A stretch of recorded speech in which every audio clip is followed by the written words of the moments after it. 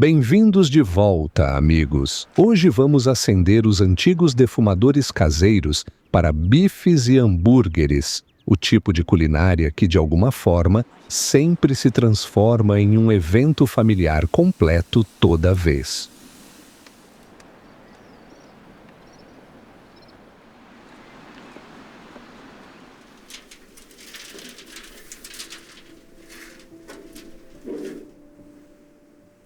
Enquanto preparo esses barris e o fogo acorda direito, não se esqueça de se inscrever e ficar ligado para os próximos vídeos.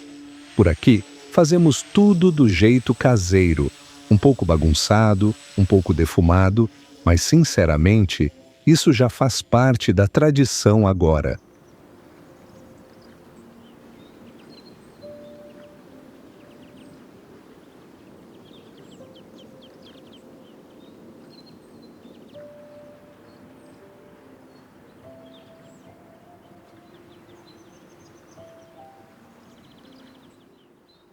Minha esposa está ali trabalhando tranquilamente em seu bordado como sempre faz. Ela diz que isso a relaxa e, sinceramente, acho que toda família precisa de pelo menos uma pessoa mantendo a calma enquanto os outros correm por aí. É engraçado que ela pode ficar lá bordando flores por horas enquanto eu preparo um lugar para cozinhar ao ar livre.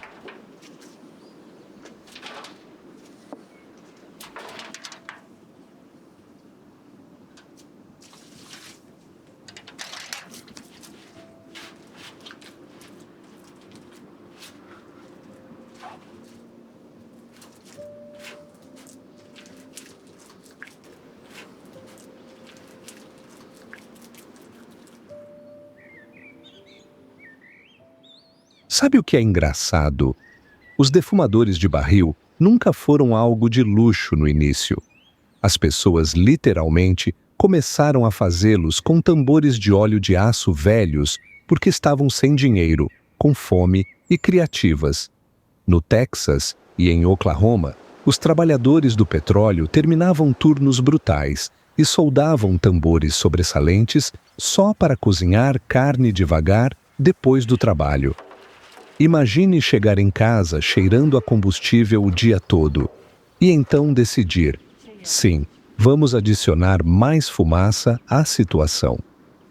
De alguma forma, esses defumadores caseiros ásperos acabaram criando algumas das tradições de churrasco mais lendárias da América.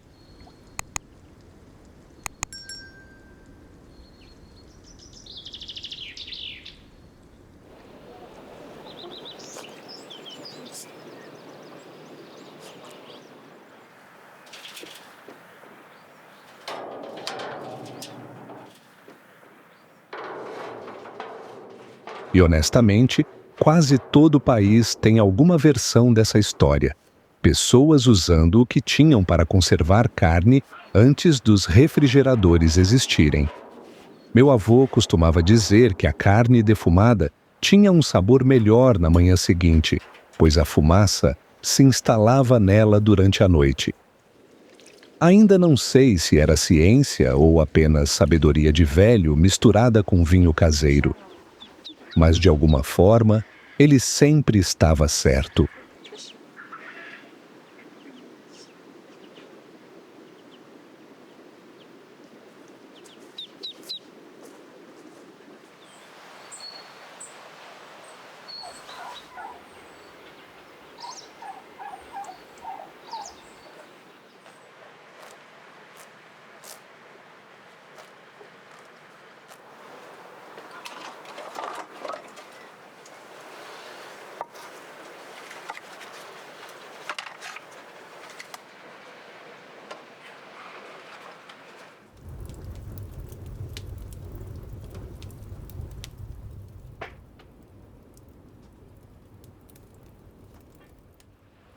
Minha esposa começa tirando a massa da tigela, alisando gentilmente na bandeja, como se realmente soubesse o que está fazendo.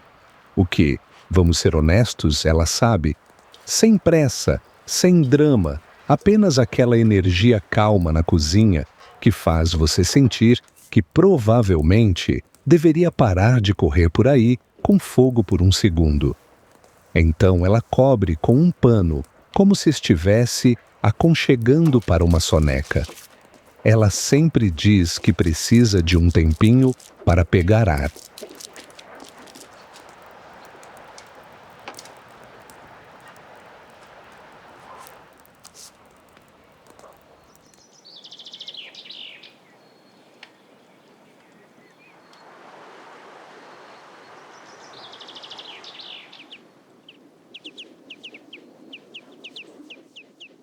Aliás, até as famílias reais estavam obcecadas com carnes defumadas séculos atrás.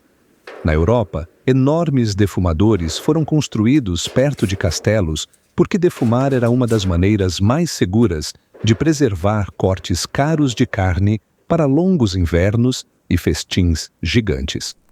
Os reis podiam ter pratos de ouro na mesa, mas o presunto defumado ainda aparecia porque as pessoas genuinamente adoravam o sabor. Isso me faz rir um pouco porque hoje passamos horas defumando cuidadosamente bifes em montagens sofisticadas nos quintais, enquanto nossos antepassados basicamente estavam cozinhando por sobrevivência e inventando acidentalmente comida reconfortante.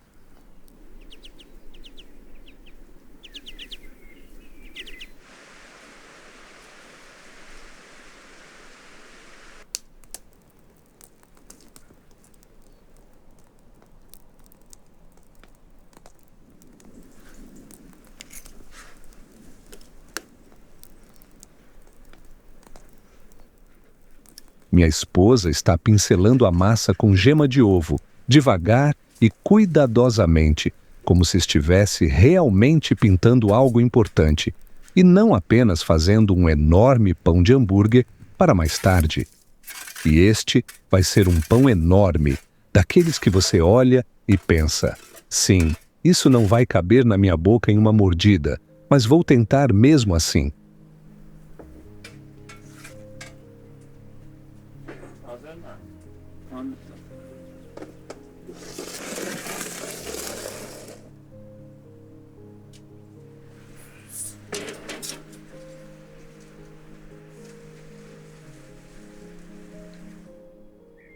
Aliás, se você gosta de coisas feitas à mão aconchegantes ou pequenos utensílios de cozinha que realmente fazem a culinária parecer mais agradável, pode conferir nossa loja online.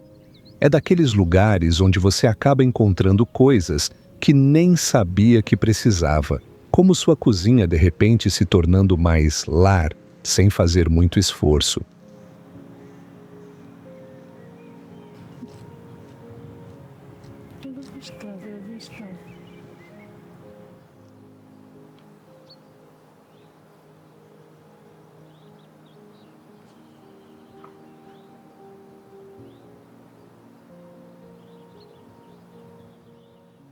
E sim, basicamente temos um zoológico inteiro aqui.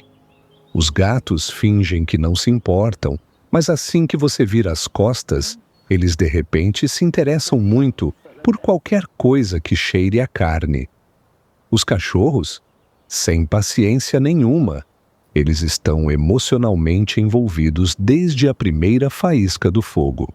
É como se cada sessão de culinária se transformasse em um evento familiar com supervisores peludos extras que definitivamente acreditam que estão ajudando.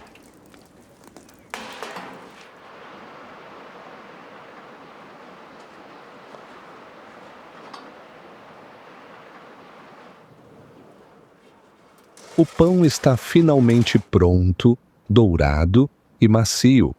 E honestamente parece até bonito demais para o que está prestes a acontecer com ele.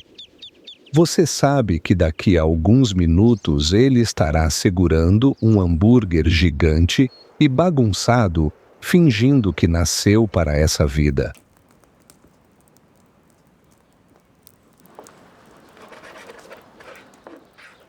Enquanto estou trabalhando na carne, é incrível ver o quão antiga é a ideia do hambúrguer grande.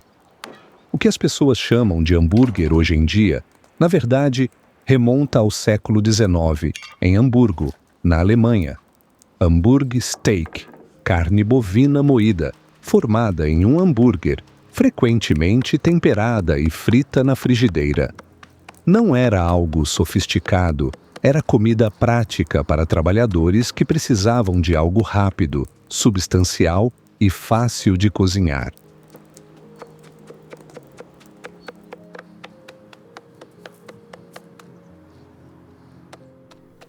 Então, imigrantes trouxeram essa ideia para os Iturutewa e as coisas mudaram lentamente. Em algum lugar entre os carrinhos de comida de rua e os pequenos restaurantes, o hambúrguer acabou no pão. Uma das primeiras alegações vem de New Haven, Connecticut, a carroça de almoço de Louis Lassen, no início dos anos 1900, onde bifes de carne moída eram servidos entre fatias de pão para trabalhadores que não tinham tempo para sentar-se adequadamente.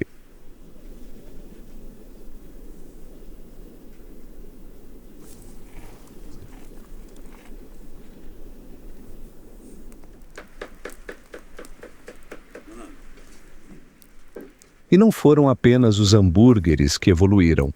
Por volta da mesma época, nos Iturutewa, o Dr. James Salisbury promoveu o que ele chamou de bife de Salisbury, hambúrgueres de carne moída para soldados e pessoas em recuperação de doenças. Era parte ideia nutricional, parte tendência médica da época, pois a carne moída era mais fácil de digerir do que cortes inteiros. Engraçado como a comida de dieta, naquela época, basicamente se transformou em comida reconfortante mais tarde.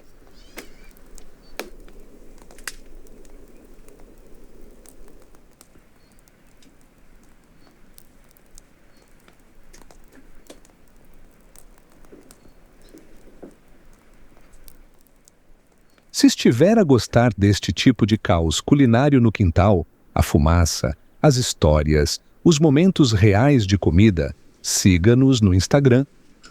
É lá que partilhamos também as pequenas coisas, não apenas os pratos acabados, mas todas as partes bagunçadas do meio que realmente o fazem sentir vivo.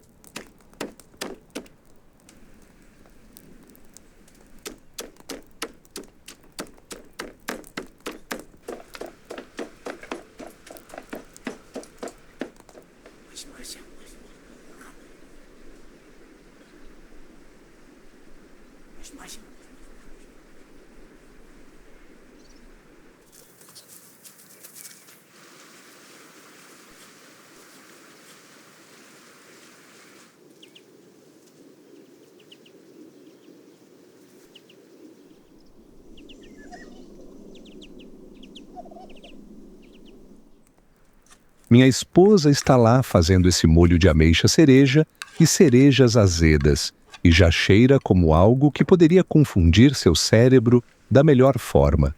Doce, azedo e um pouco perigoso de uma boa maneira. É engraçado porque molhos de frutas com carne soam modernos para algumas pessoas, mas na verdade eles existem há séculos em diferentes cozinhas.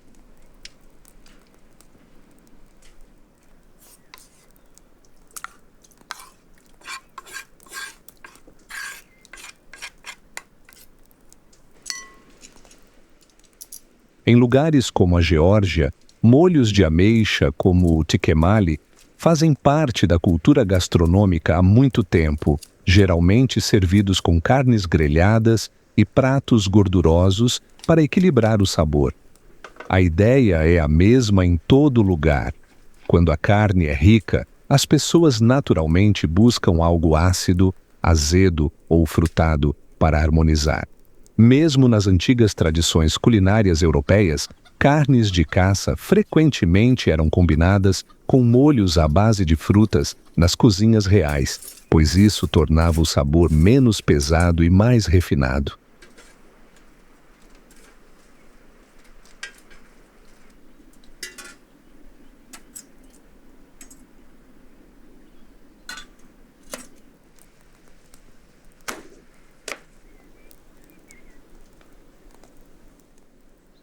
Estou rapidamente pincelando esses bifes com aquele molho de cereja ameixa antes de irem para o barril. Sempre parece simples quando você diz assim, mas essa etapa faz parte do cozimento de carne desde sempre. Basicamente, a ideia de revestir a carne antes do calor remonta a tradições culinárias muito antigas, onde a gordura e o tempero ajudavam a proteger e dar sabor aos alimentos sobre o fogo aberto.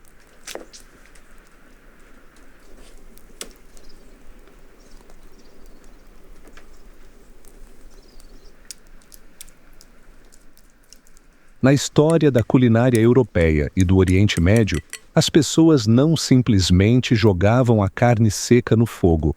Elas usavam óleo, manteiga, marinadas, até mesmo misturas à base de vinho ou vinagre para manter a carne macia e evitar que ela ressecasse durante longos tempos de cozimento. Em cozinhas reais, especialmente, molhos e temperos não eram apenas sabor, eram parte da técnica, pois assar lentamente cortes grandes poderia levar horas e eles precisavam resistir ao calor intenso sem virar couro.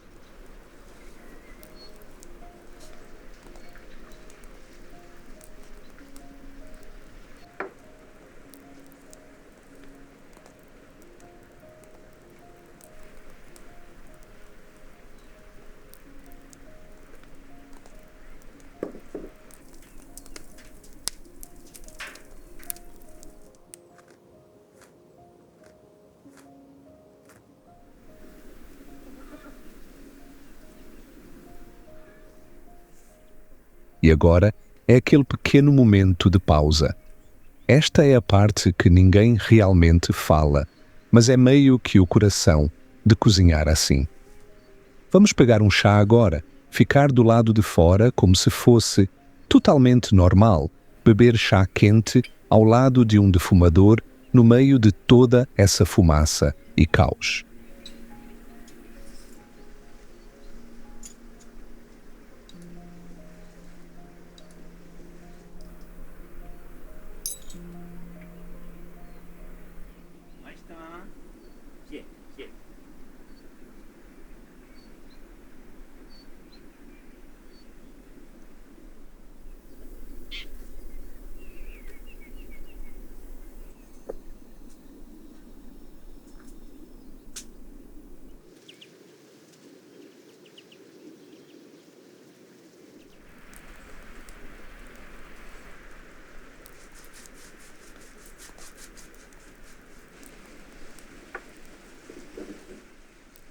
Minha esposa está lá alisando a mistura do hambúrguer na bandeja, realmente dedicando tempo a isso, como se realmente importasse o quão uniforme cada canto fica. E honestamente, provavelmente importa. Ela sempre tem essa maneira calma de fazer as coisas, como se a comida pudesse sentir a diferença se você se apressar.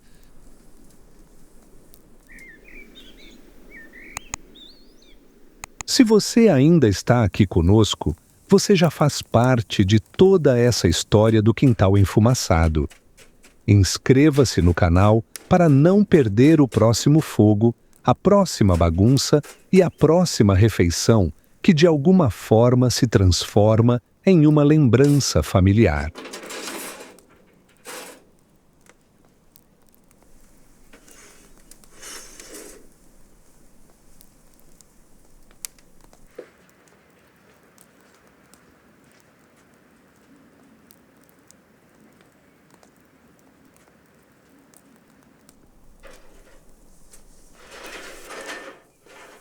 E, finalmente, os bifes vão para o barril.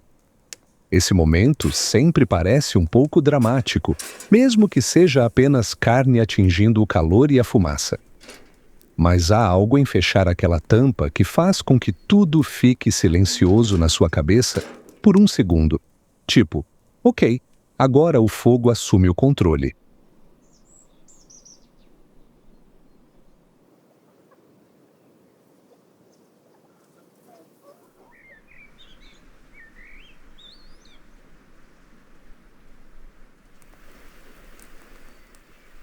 Então minha esposa decide de repente que também precisamos de lavache com tudo isso, como se o defumador já não fosse caos suficiente.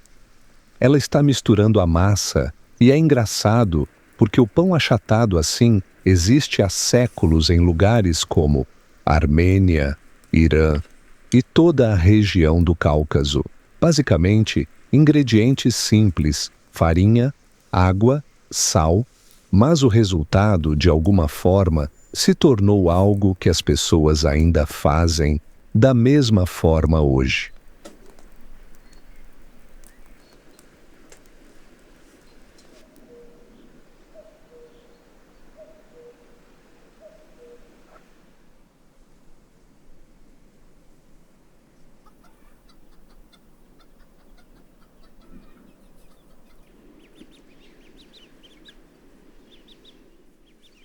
O lavache é reconhecido pela Unesco como parte do patrimônio cultural.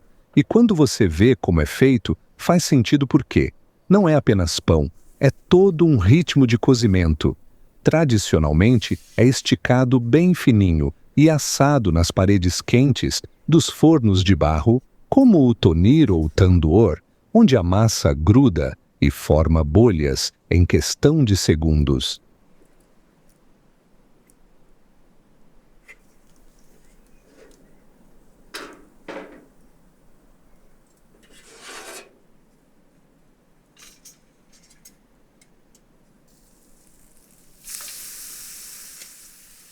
O que eu gosto é de como sempre foi prático.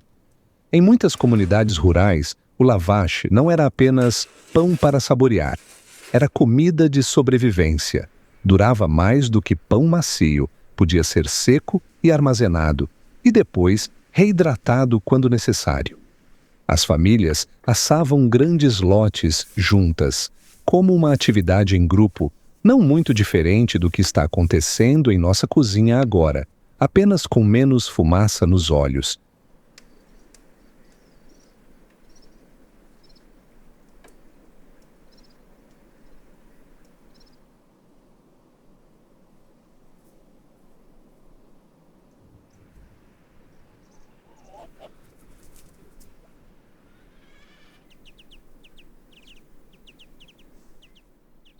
Existe algo legal sobre a universalidade do pão achatado.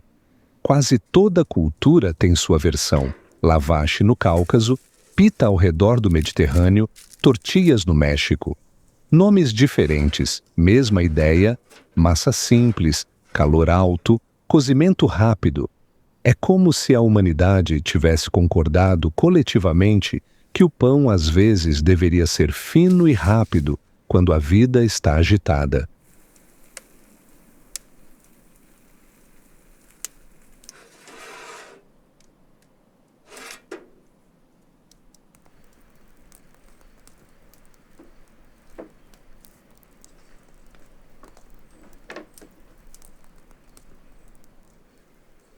E honestamente, o que seria um hambúrguer sem queijo? Neste ponto, parece errado até mesmo fazer essa pergunta. Então sim, estamos indo com tudo. Muito queijo, do tipo de quantidade em que você para de fingir que é um enfeite e aceita que agora é basicamente um ingrediente principal.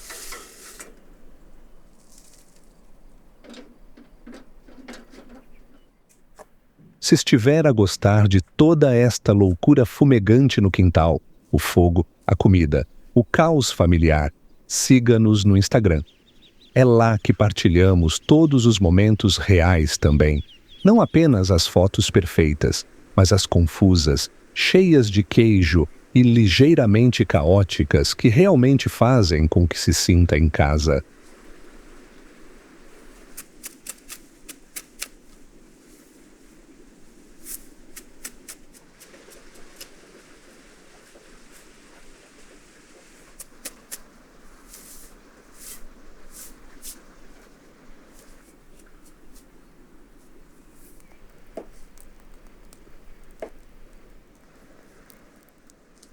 E sim, nenhum hambúrguer está completo sem tomates e pepinos frescos ao lado.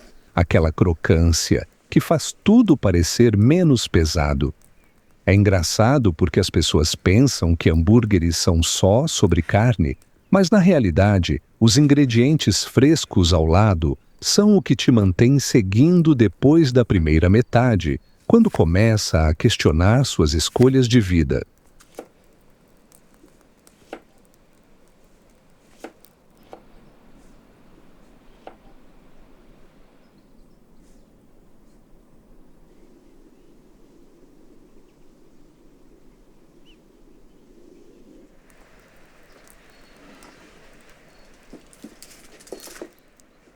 O que é interessante é que a ideia de um hambúrguer grande, como conhecemos realmente, surgiu da cultura dos diners americanos no século XX.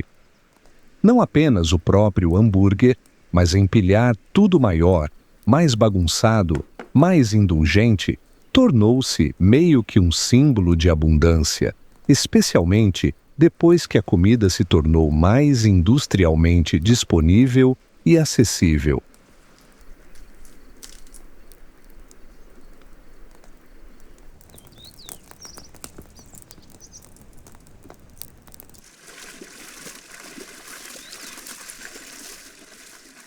Antes disso, você realmente não via alimentos construídos assim. As refeições eram mais separadas: carne, pão, acompanhamentos, não tudo empilhado em uma torre gigante portátil. O conceito de tudo em uma mordida é, na verdade, bastante moderno quando se pensa a respeito, mesmo que as raízes remontem a pratos de carne moída na Europa.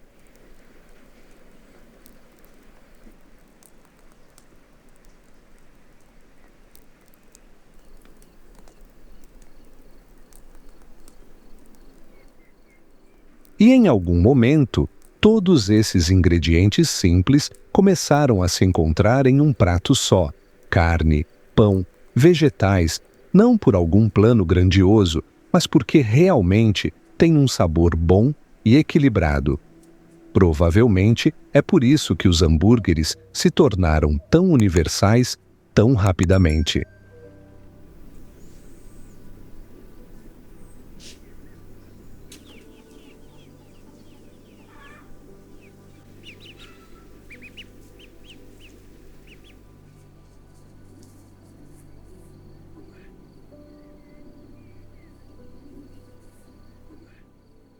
E, finalmente, estamos realmente sentados à mesa.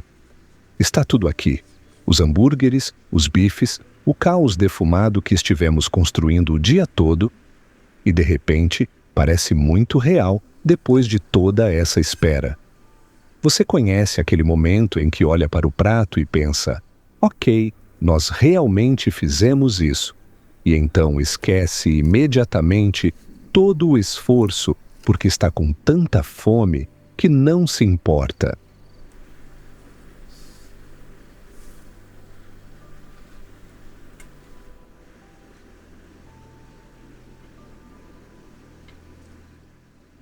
Obrigado por assistir, amigos. Se você chegou até aqui, basicamente comeu conosco. Curta, inscreva-se e fique por perto para o próximo vídeo, porque, sinceramente, esse tipo de culinária nunca acaba realmente. Apenas recomeça com mais lenha e mais ideias.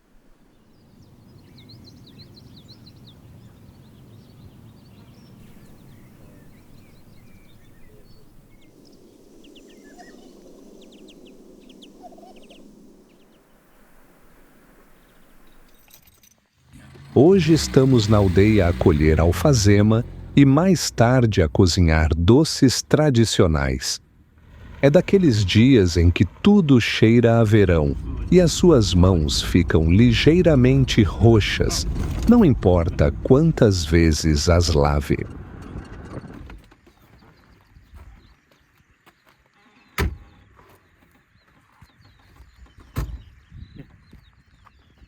Apenas olhem para estes campos de lavanda.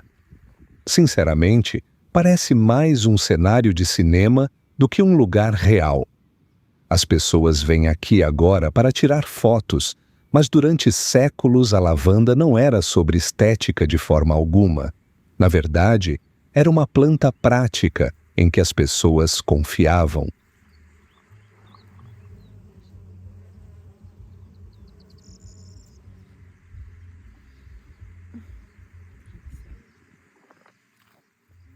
Em Roma antiga, a lavanda já era usada em banhos. O próprio nome está ligado a lavare, que significa lavar.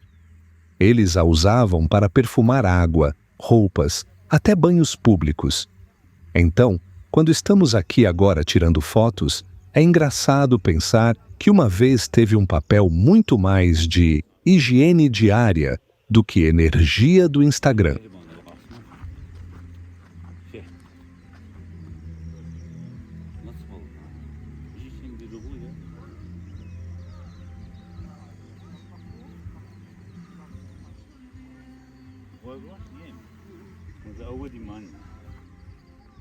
Mais tarde na Europa, especialmente em lugares como a Provença na França e partes da Inglaterra, a lavanda se tornou parte do dia a dia das casas, não um luxo, mas uma questão de sobrevivência. As pessoas a usavam para manter as roupas frescas, proteger tecidos armazenados de insetos e apenas fazer com que as pequenas casas cheirassem menos como, bem, a vida real.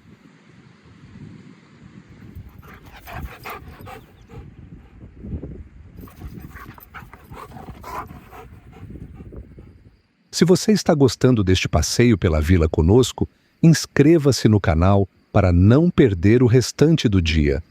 A seguir, vamos transformar tudo isso em doces tradicionais. E, honestamente, é aí que fica ainda melhor.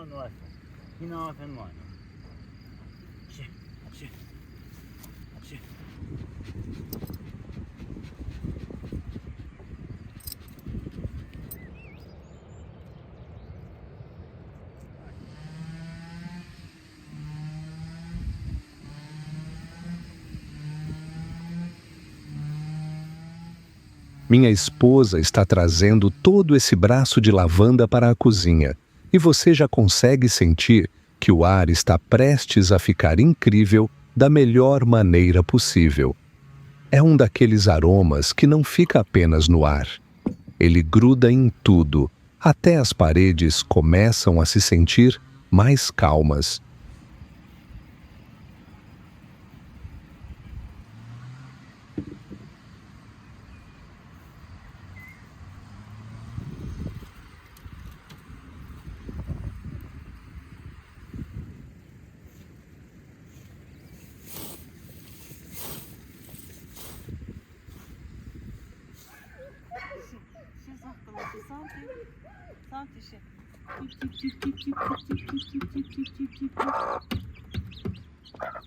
E sim, como em todas as manhãs de uma vila real, o primeiro trabalho de verdade é alimentar os pássaros.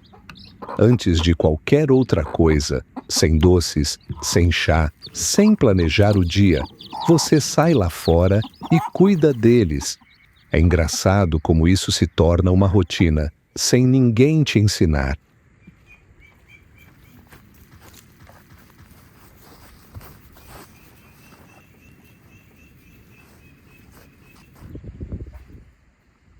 Então hoje, minha esposa decidiu aleatoriamente que é dia de burek. E toda a cozinha imediatamente desacelerou para aquele ritmo calmo de aldeia onde nada parece mais apressado. O burek sempre parece simples por fora, mas na verdade carrega toda essa longa história alimentar que passou por impérios, aldeias e cozinhas caseiras por séculos sem realmente parar em lugar algum.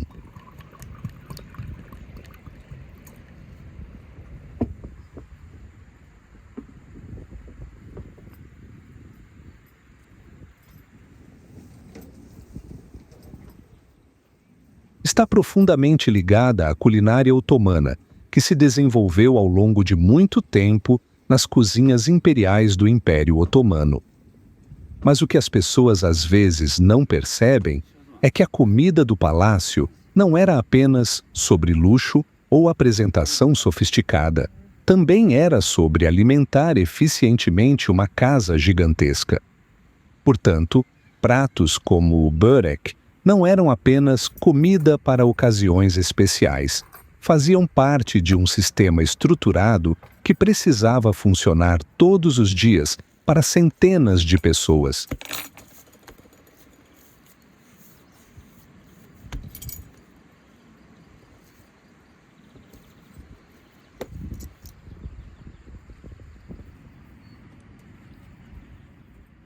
Nas cozinhas daqueles palácios, as massas folhadas e os pratos recheados faziam todo sentido porque podiam ser facilmente dimensionados. Era possível preparar grandes tabuleiros, assá-los de uma vez e servi-los rapidamente sem perder consistência. Por isso, o burek e pratos similares se tornaram tão comuns, não por serem projetados como tradição, mas porque resolveram um problema muito prático: como alimentar muitas pessoas sem caos na cozinha.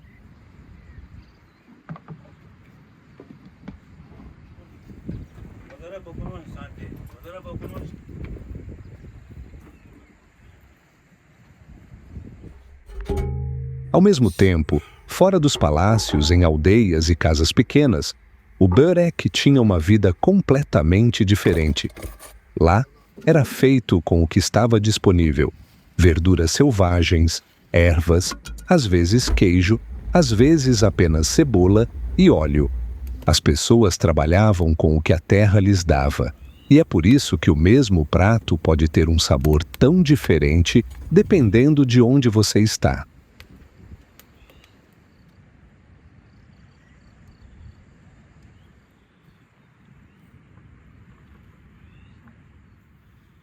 À medida que o Império Otomano se expandia por diferentes regiões, este estilo de culinária naturalmente viajava com as pessoas. Por isso, hoje você encontrará tantas versões dela em toda a Turquia, nos Balcãs, em partes do Oriente Médio, diferentes nomes, formas diferentes, recheios diferentes, mas a mesma ideia central de uma massa fina envolvendo ou cobrindo algo simples e substancioso.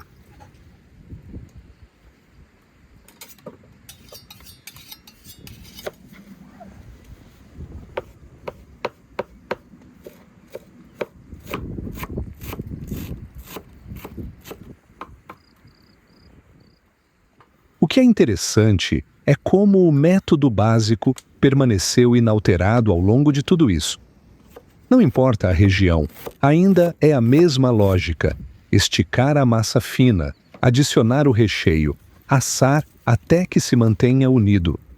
É uma daquelas técnicas de culinária que sobrevive não porque está na moda, mas porque realmente funciona nas cozinhas da vida real, especialmente quando a comida precisa ser compartilhada.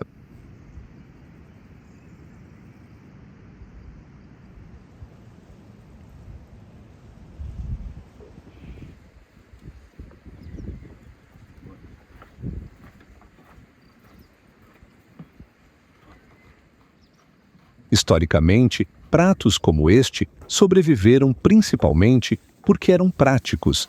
Não era necessário ingredientes raros, equipamentos especiais ou condições perfeitas, apenas farinha, água, calor e qualquer recheio disponível. Geralmente, é assim que as tradições culinárias realmente perduram, não porque são preservadas de propósito, mas porque continuam funcionando na vida cotidiana repetidamente.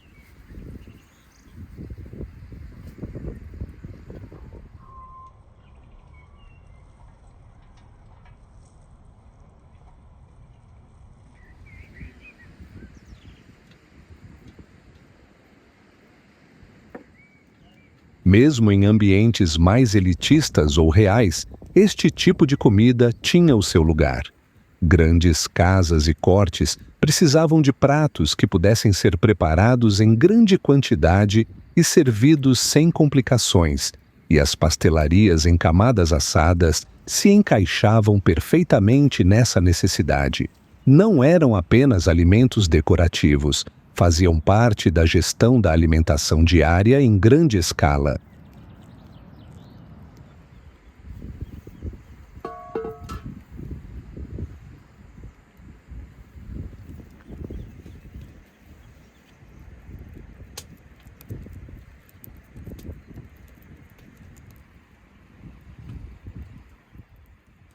Se está a gostar desta atmosfera de culinária tranquila da aldeia conosco, os verdes, a massa, todo o caos calmo da cozinha, siga-nos no Instagram.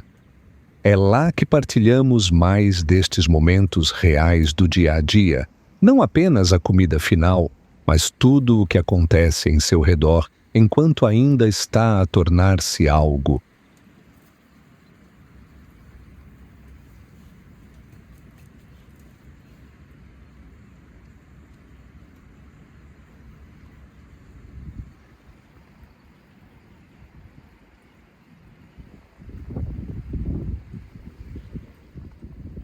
Então agora minha esposa está moldando o burek, e esta é a parte que sempre parece quase hipnótica. Esta longa tira de massa lentamente se transformando naquela espiral como um pequeno caracol de massa sentado na bandeja. E é engraçado porque essa forma não é apenas estética, ela realmente tem uma história muito prática por trás.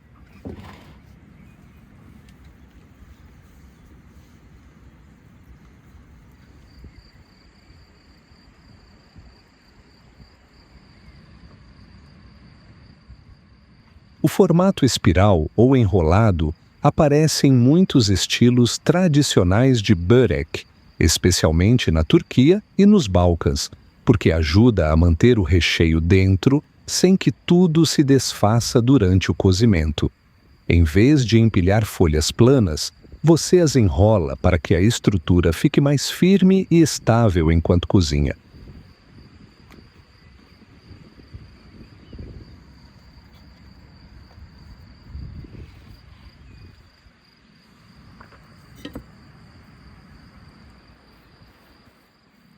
Historicamente, este tipo de método de massa enrolada fazia sentido nas cozinhas domésticas, onde as pessoas nem sempre tinham fornos perfeitos ou mesmo tabuleiros de cozimento como temos agora. Era necessário algo que fosse flexível, algo que não entrasse em colapso se o calor não fosse perfeitamente uniforme.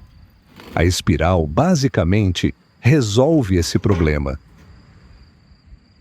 Então, depois de toda essa culinária, estou honestamente pensando que este é o momento perfeito para fazer chá de lavanda.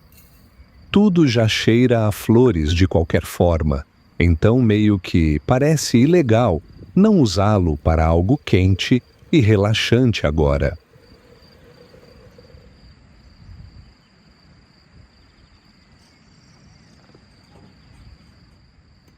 O chá de lavanda tem, na verdade, uma longa história na medicina herbal tradicional, especialmente na Europa e nas regiões do Mediterrâneo. Tem sido usado por séculos em diferentes práticas populares, principalmente para relaxamento e apoio ao sono, porque a lavanda está naturalmente associada a efeitos calmantes e redução da tensão.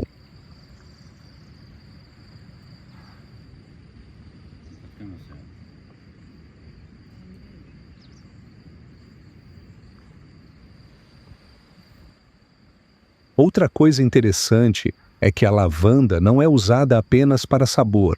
Também foi tradicionalmente usada em pequenos rituais domésticos, como misturas de chá calmante ou bebidas noturnas em áreas rurais onde as pessoas dependiam muito de ervas que podiam cultivar. Então, sim, é basicamente o bem-estar da vila à moda antiga numa chávena.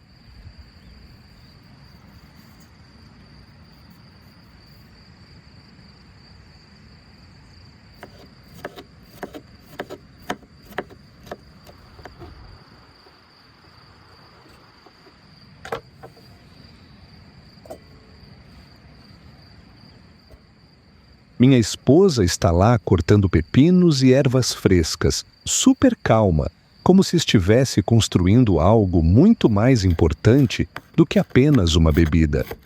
Isso vai ser um ayran fresco, uma daquelas bebidas que não tenta impressionar ninguém, mas de alguma forma sempre salva toda a refeição.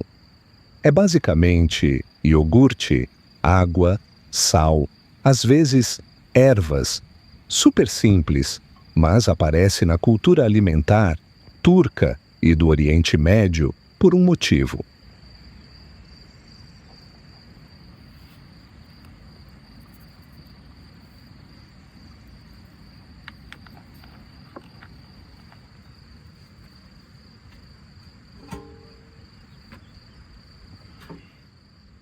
E pronto. O burek finalmente está pronto, e a cozinha inteira simplesmente está com um cheiro incrível agora. Massa quente, ervas, um pouco de óleo, aquele cheiro suave de assado que faz com que todos apareçam instantaneamente na sala sem serem chamados.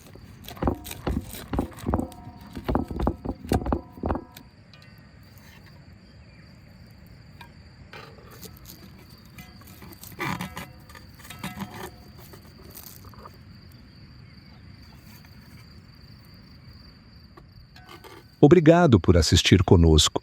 Se você gostou desse dia de culinária na vila, a lavanda, o chá, a comida, tudo isso, inscreva-se no canal para não perder o próximo. Nos vemos no próximo fogo, no próximo caos na cozinha e provavelmente na próxima receita que decidimos fazer de novo.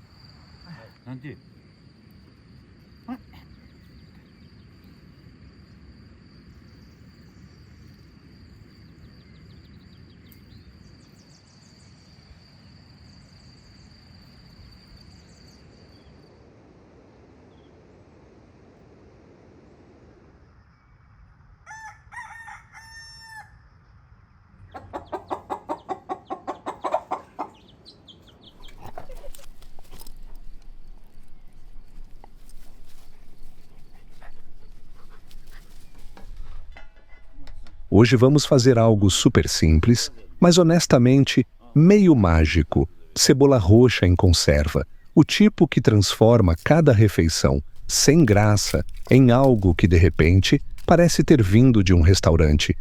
É uma daquelas coisas que parecem sofisticadas no prato, mas na realidade são apenas cebolas, vinagre e um pouco de paciência.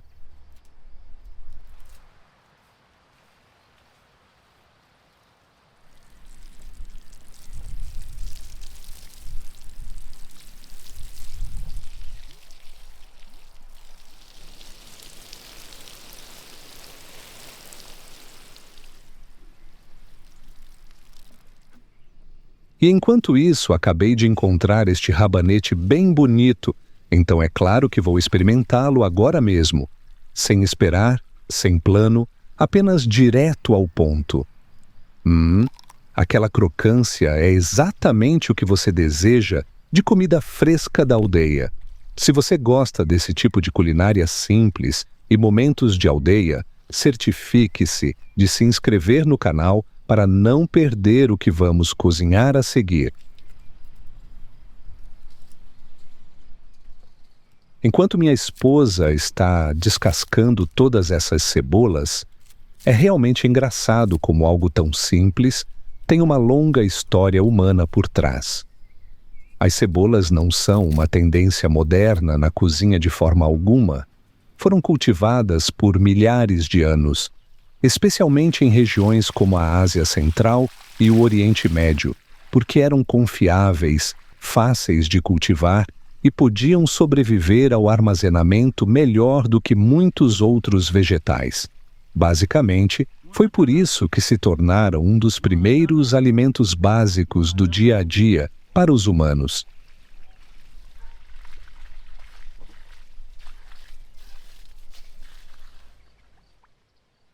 O Antigo Egito é um dos exemplos mais conhecidos do uso de cebola na antiguidade. Elas aparecem nas dietas diárias e até em contextos simbólicos ou rituais, incluindo oferendas. A parte interessante não é que elas eram especiais, mas sim que eram práticas. Cresciam bem ao longo do Nilo, eram facilmente armazenadas e davam um sabor forte a alimentos básicos. Então, não eram um luxo, mas sim uma lógica de sobrevivência em forma de planta.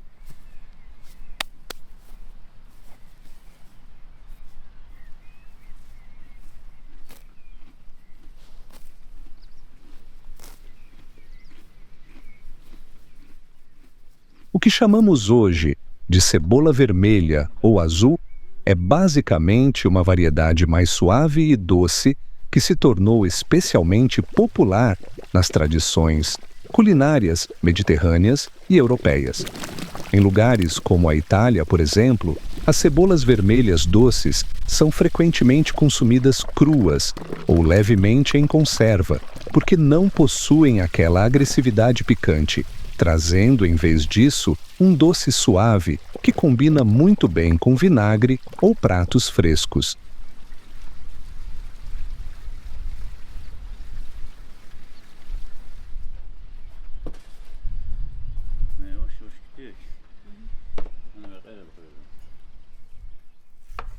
Conservar cebolas especificamente não está ligado a uma única cultura. É uma daquelas técnicas alimentares universais que aparecem em toda parte de maneira independente.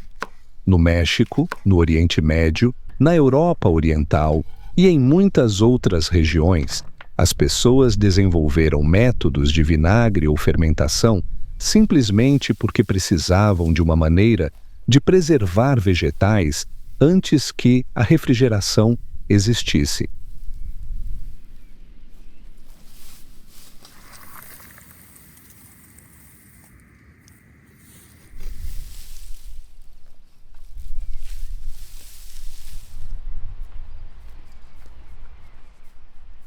Historicamente, as cebolas eram consideradas um dos alimentos mais cotidianos em muitas culturas, não raras, não caras, apenas sempre disponíveis. É por isso que elas aparecem em tantos pratos tradicionais em todo o mundo. Sopas, ensopados, conservas, recheios.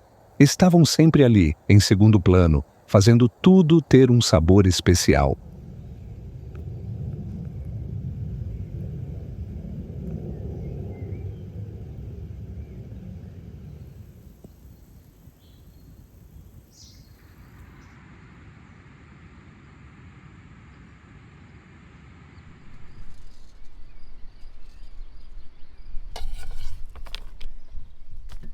As cebolas roxas tornaram-se populares para consumo cru devido ao equilíbrio entre doçura e acidez.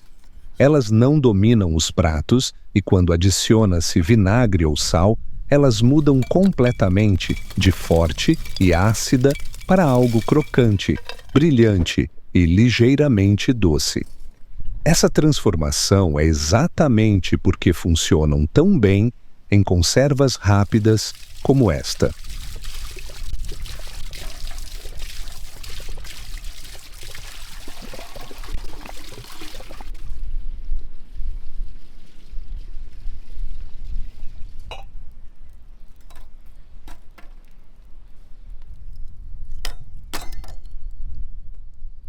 E o que é interessante é como as cebolas roxas em conserva sobreviveram a todas essas mudanças, de alimento por necessidade a algo que as pessoas realmente escolhem pelo sabor. Elas se tornaram aquele pequeno, mas importante detalhe que pode mudar completamente um prato sem exigir esforço dos ingredientes principais.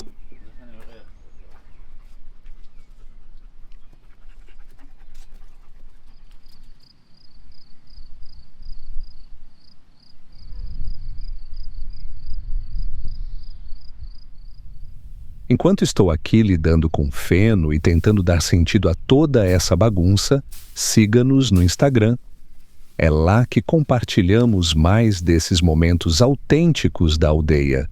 Não apenas a comida, mas tudo o que acontece ao redor, puro e não planejado, assim como a vida aqui.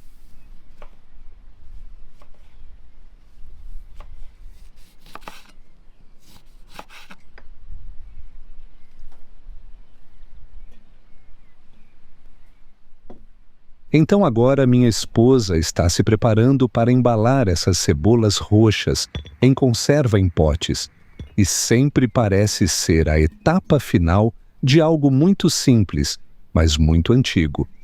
Conservar cebolas não é uma tendência nova de jeito nenhum. Vem de um dos métodos mais antigos de preservação de alimentos que os humanos já usaram, apenas vinagre, sal e tempo, fazendo o trabalho em vez de geladeiras ou armazenamento moderno.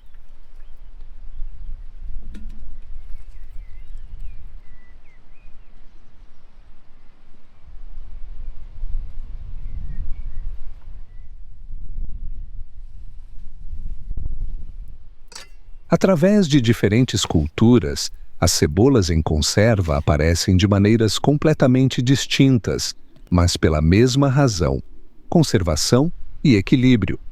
No México, você encontrará a cebola encurtida, servida com carne grelhada e tacos. No Oriente Médio e nas regiões do Cáucaso, os vegetais em conserva são uma parte constante das refeições, e na Europa, a conserva em vinagre tornou-se uma necessidade doméstica muito antes de existir a refrigeração.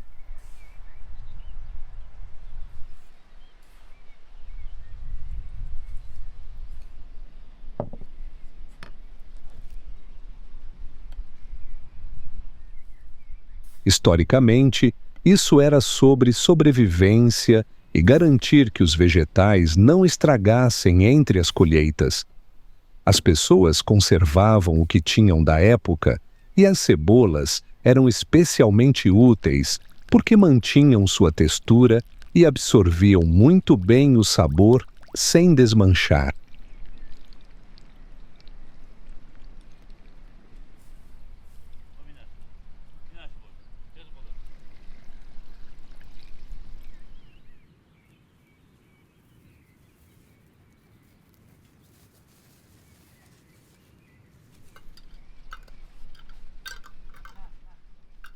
E o que ainda estou fazendo neste ponto? Claro, ainda carregando feno como se fosse meu trabalho em tempo integral.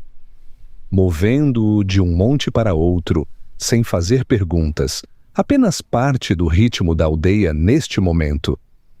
E honestamente, é engraçado como a cozinha é calma e organizada, e eu estou do lado de fora, basicamente, vivendo no caos, com palha por toda parte.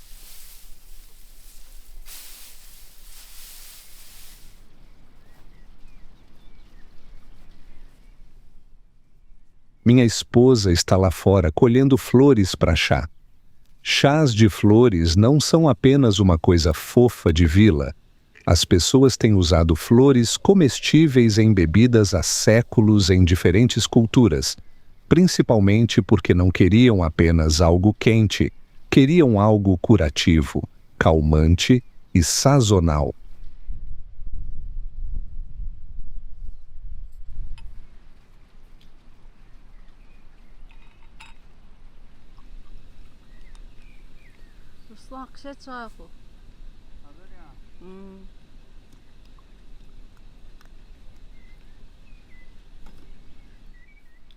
Nas práticas tradicionais de ervas europeias, flores como camomila, tília, flor de sabugueiro eram comumente secas e usadas para chás muito antes da medicina moderna.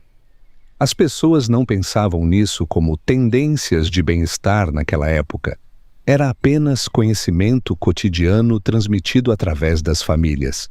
O que acalma o estômago, o que ajuda a dormir, o que acalma os nervos após um longo dia.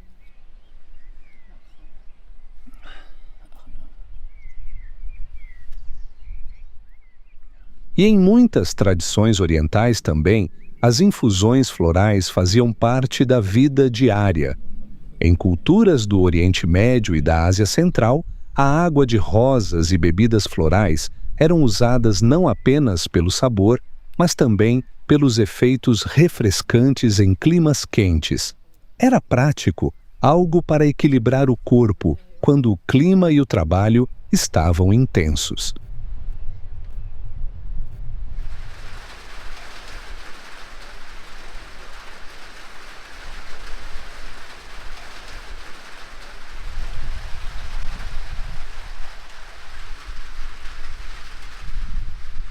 Então minha esposa decidiu de repente fazer uma omelete com tomates e verduras. E é engraçado como esse prato simples sempre se encaixa nos dias mais caóticos da cozinha, como se pertencesse ali. Ovos com vegetais é uma daquelas refeições universais. Você encontrará versões disso em quase todas as cozinhas do mundo, porque os ovos sempre foram baratos, rápidos e disponíveis nos lares do dia a dia.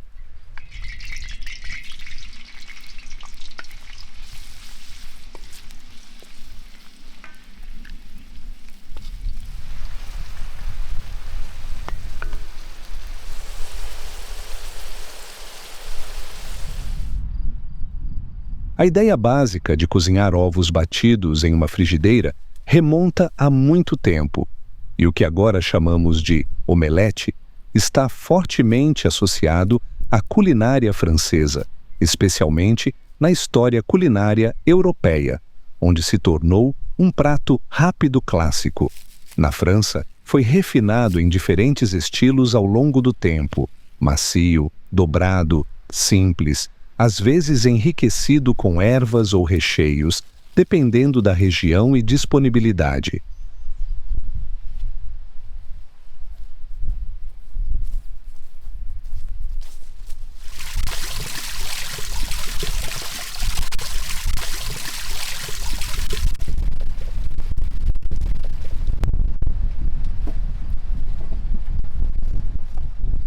Mas a parte interessante é que pratos com ovos e vegetais existiam muito antes da versão francesa se tornar famosa. Nas tradições culinárias do Mediterrâneo, os ovos eram frequentemente combinados com vegetais sazonais como tomates, cebolas e verduras, simplesmente porque era uma maneira prática de transformar ingredientes pequenos em uma refeição completa. Nada desperdiçado, tudo utilizado.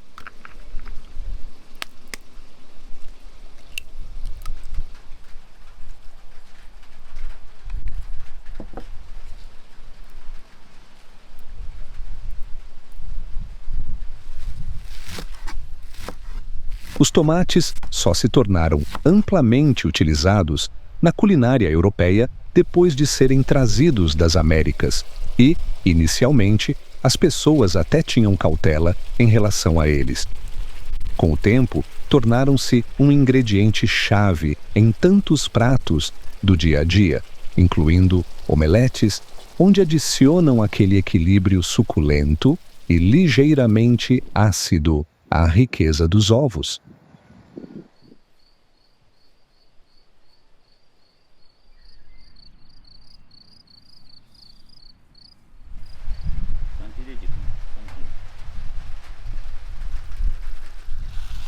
Tudo bem.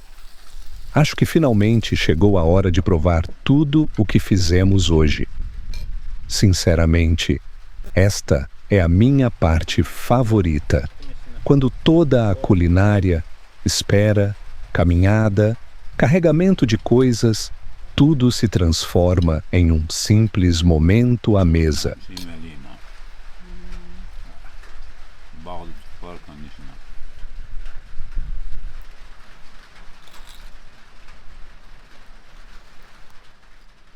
Obrigado por assistir este dia conosco, dos campos, da cozinha, todos os pequenos momentos da aldeia entre eles. Se gostou, inscreva-se no canal para não perder o próximo. Até o próximo vídeo.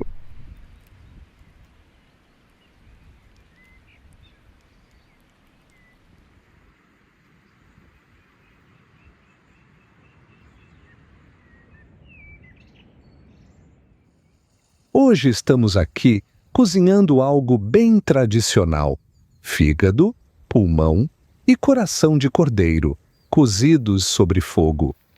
Pode parecer intenso, mas este tipo de culinária de animal inteiro faz parte da vida rural há séculos.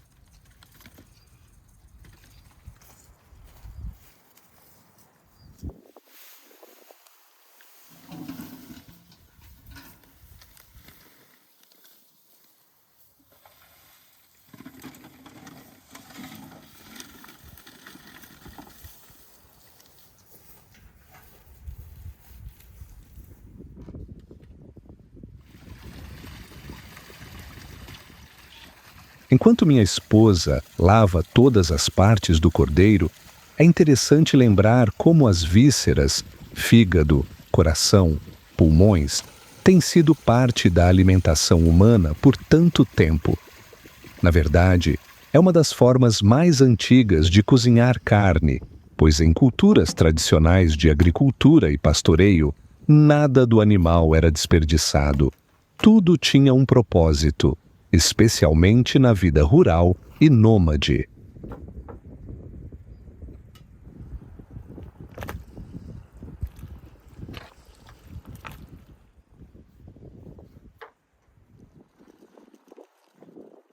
Em muitas regiões do Oriente Médio, Ásia Central e Europa, as vísceras eram apenas uma parte normal da culinária do dia a dia. As comunidades de pastores, em particular, contavam com pratos como esse, pois ao criar ovelhas, você utiliza tudo: carne para refeições especiais, vísceras para cozimento rápido e ossos para caldo.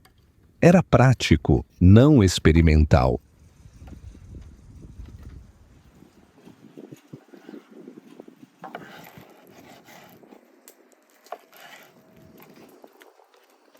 Historicamente, o fígado e o coração de cordeiro eram considerados algumas das partes mais valiosas por serem ricas em nutrientes e cozinharem rapidamente sobre o fogo.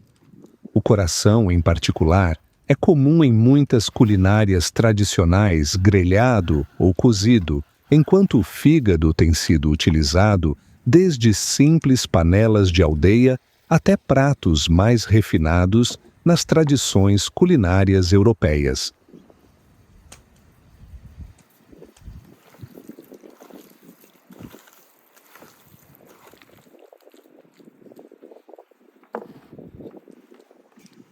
Mesmo nas cozinhas reais, as miudezas não estavam ausentes. Na Europa medieval e em períodos posteriores, as carnes de órgãos eram usadas em pratos complexos, às vezes misturadas com especiarias ou molhos para criar preparações mais ricas para banquetes.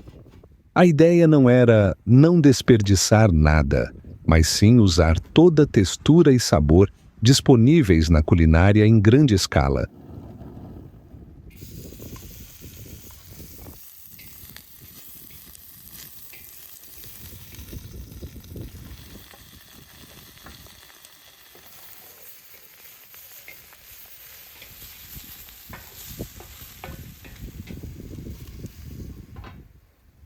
Em lugares como Geórgia, Turquia e regiões vizinhas, órgãos de cordeiro ainda fazem parte da cultura tradicional de churrasco hoje em dia. Coração grelhado, espetinhos de fígado, tempero simples, cozimento no fogo. É uma daquelas tradições alimentares que nunca realmente desapareceram, pois permaneceram ligadas à vida rural cotidiana em vez de aparecer apenas em livros ou restaurantes.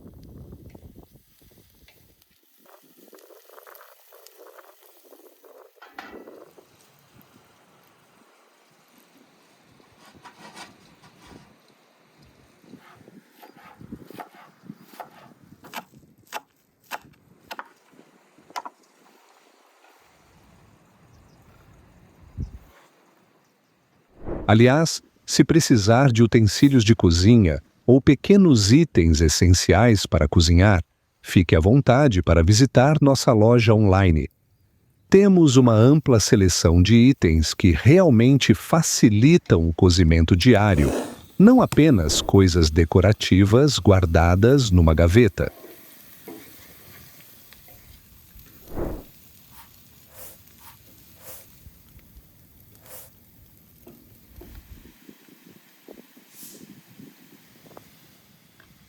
Apenas olhe para esta carne, está tão fresca e suculenta, e o cheiro no ar agora é sinceramente surreal. É um daqueles momentos em que você deseja poder enviar através da tela, porque nenhum vídeo pode realmente transmitir esse tipo de aroma.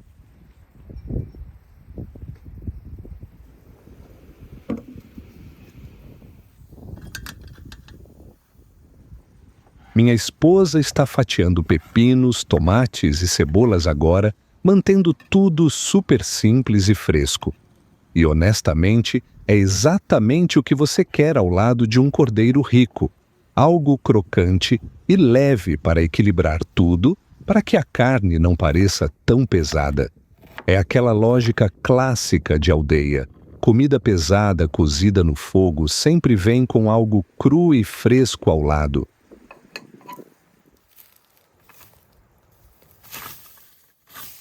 E enquanto isso, estou aqui arrancando samambaias, preparando tudo para cobrir as maçãs. Pode parecer um pouco aleatório, mas na verdade, essa é uma lógica muito antiga de aldeia. Usar o que a natureza oferece como uma manta natural para proteger os alimentos do sol, insetos ou simplesmente para que não sequem muito rápido.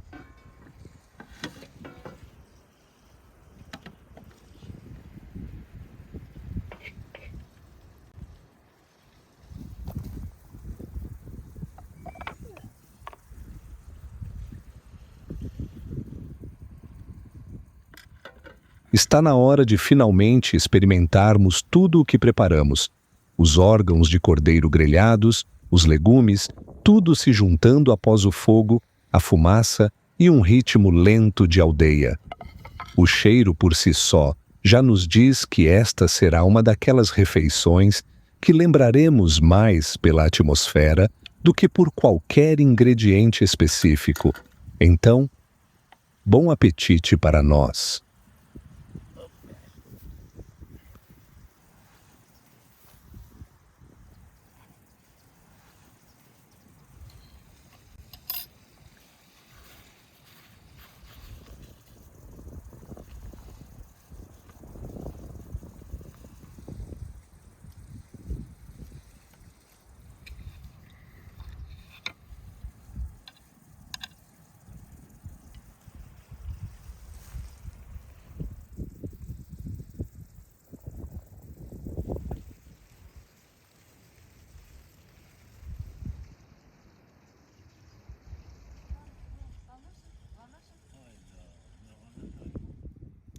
E claro, nenhuma refeição de aldeia está completa sem chá. Está sempre presente como uma regra silenciosa com a qual ninguém discute. Depois de tudo rico e fumegante, uma chávena quente simplesmente reinicia toda a mesa da melhor forma possível.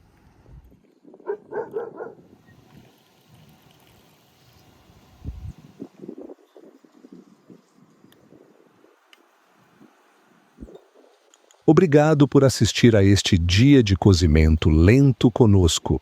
Se você gostou, inscreva-se no canal para não perder a próxima refeição na aldeia, a próxima fogueira e o que mais decidirmos cozinhar aqui na próxima vez.